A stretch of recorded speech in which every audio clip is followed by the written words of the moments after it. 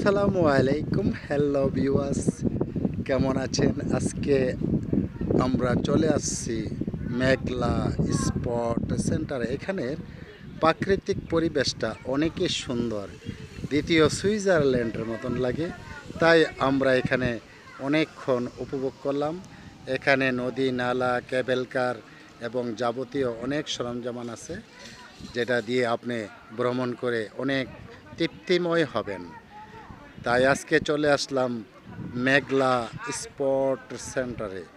দেখুন এখানকার ভিউটা অনেক সুন্দর, তাই দেখে মনোমুগ্ধ হয়ে গেলাম। মনোমুগ্ধ একটি পরিবেশ দেখে খুব ভালো লাগলো, তাই চলে আসলাম আজকে মেঘলা।